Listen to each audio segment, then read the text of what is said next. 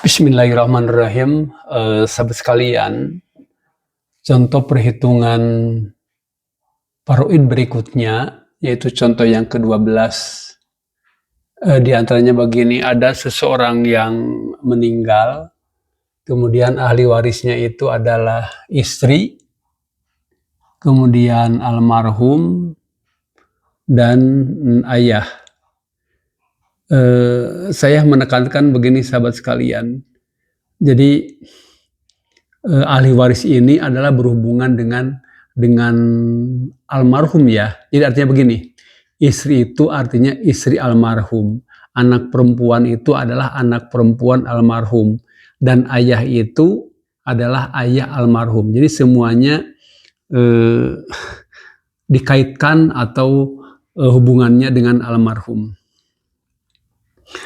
Seandainya ahli waris ini adalah istri, anak perempuan, dan ayah, tentunya ini adalah suami yang meninggalnya ya. Nah, jadi furudul muqaddarah masing-masing istri, anak perempuan, dan ayah itu begini. Saya kan sudah menyampaikan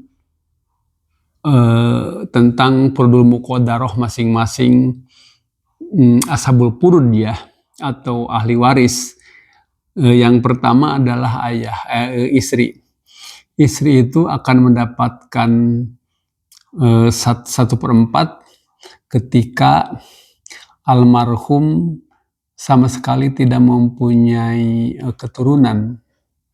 Kemudian yang kedua, istri itu akan mendapatkan 1/8 furudul muqaddarahnya itu ketika almarhum itu mempunyai keturunan. Nah, di sini almarhum itu meninggalkan keturunan, yaitu anak perempuan. Nah, sehingga istri itu mendapatkan 1/8 ya. Mendapatkan 1/8 dari harta yang ditinggalkan oleh almarhum. Kemudian anak perempuan ya. Anak perempuan itu mempunyai furudul muqaddarah itu 3 macam. Yang pertama, anak perempuan itu akan mendapatkan setengah kalau anak perempuan itu adalah sendirian. Kemudian anak perempuan itu akan mendapatkan 2/3 ketika anak perempuan tersebut lebih dari 1 orang. Bisa 2 orang, 3 orang, 4 orang, 5 orang, dan seterusnya. Itu 2/3.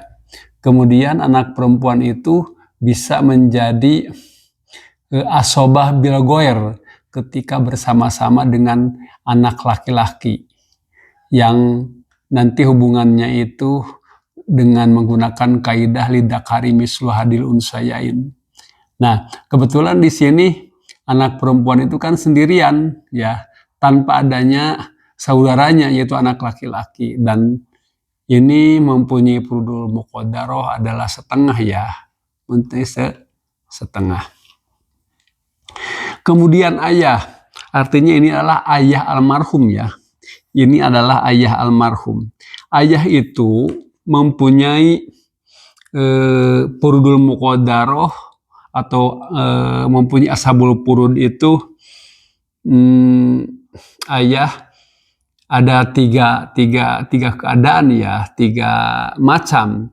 Yang pertama, bisa menjadi atau mempunyai furudul muqaddarah 1/6 ayah itu ketika almarhum itu mempunyai para waris, artinya mempunyai keturunan, baik itu anak laki-laki ataupun anak perempuan atau cucu perempuan dari anak laki-laki. Jadi sekali lagi, ayah itu akan mendapatkan 1/6 dari harta yang ditinggalkan almarhum ketika almarhum mempunyai keturunan. Artinya mempunyai anak laki-laki atau punya anak perempuan atau mempunyai cucu laki-laki atau cucu perempuan dari anak laki-laki. Itu yang pertama. Kemudian yang kedua, ayah itu akan mendapatkan 1/6 ditambah sisa. Ya, 1/6 ditambah sisa ketika almarhum mempunyai keturunan tapi hanya perempuan saja. Ya, jadi ayah itu akan mendapatkan 1/6 ditambah sisa ketika almarhum mempunyai keturunan tetapi perempuan saja, tidak ada anak laki-lakinya. Itu adalah 1/6 tambah sisa. Kemudian yang ketiga, ayah itu akan mendapatkan asobah atau sisa ketika almarhum sama sekali tidak mempunyai keturunan. Nah, karena di sini ya ayah itu bersama-sama dengan anak perempuan dari almarhum, sehingga ayah itu mendapat 1/6 ditambah asobah ya. 1/6 ditambah asobah. Jadi asobah itu saya simbolkan dengan U ya, yaitu. Jadi atau sisa ya, atau saya robah atau jangan-jangan U ya, sisa ditambah 1/6 ditambah sisa ya, itu adalah bagian ayah ya dalam kasus ini. Coba kita hitung ya.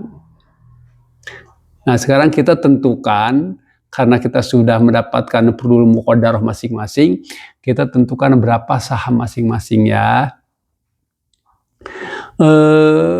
Artinya kita kan harus mencari dulu KPK ya, untuk mencari saham itu, kelipatan persekutuan terkecil. Kita cari suatu bilangan yang bisa dibagi oleh 8, yang bisa dibagi 2, dan juga bisa dibagi 6. Tentunya yang lebih dekat itu adalah 24 ya. Ini adalah 24. 24 dibagi 8 itu sama dengan 3 ya. Kemudian 24 dibagi 2 itu sama dengan 12.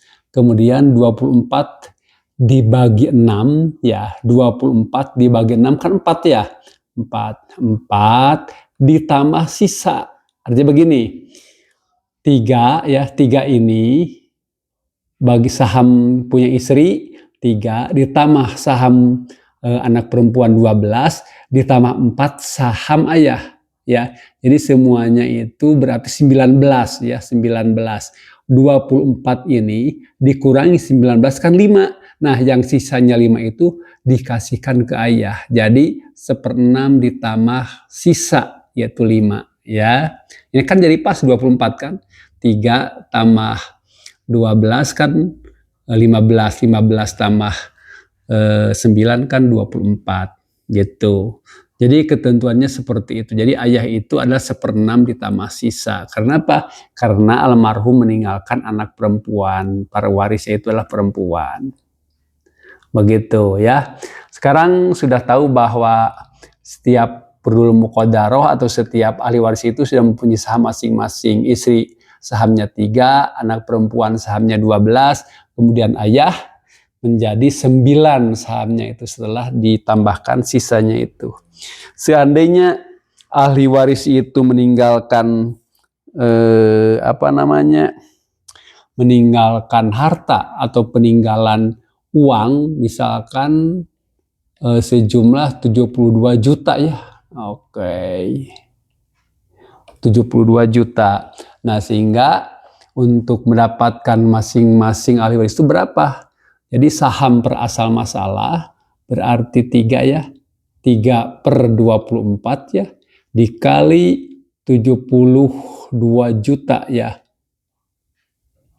Untuk siapa ini? Untuk istri berarti 72 dibagi 4 itu adalah 3 ya.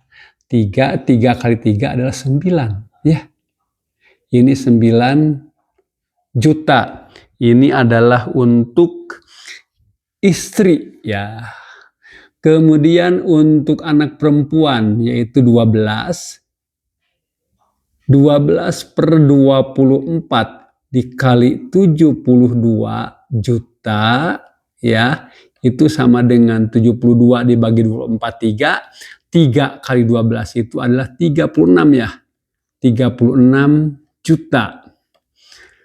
Kemudian terakhir gitu kan, ayah itu mempunyai saham 5 ya. 9 ya. 4 tambah 5 9. Jadi 9/24 kali 72 juta. Jadi sama dengan 72 dibagi 24 itulah 3 kali 9 adalah 27 juta. 27 juta ya. Coba jumlahkan sekarang. 36 tambah 27 kan berarti 63. 63 ditambah 9 kan 72. Jadi pas ya. Pas setelah dibagikan kepada ahli waris yaitu 72 juta. Mungkin itulah sahabat sekalian menghitung waris dengan para ahli warisnya, itulah istri, anak perempuan, dan ayah. Mudah-mudahan bermanfaat. Salam waris.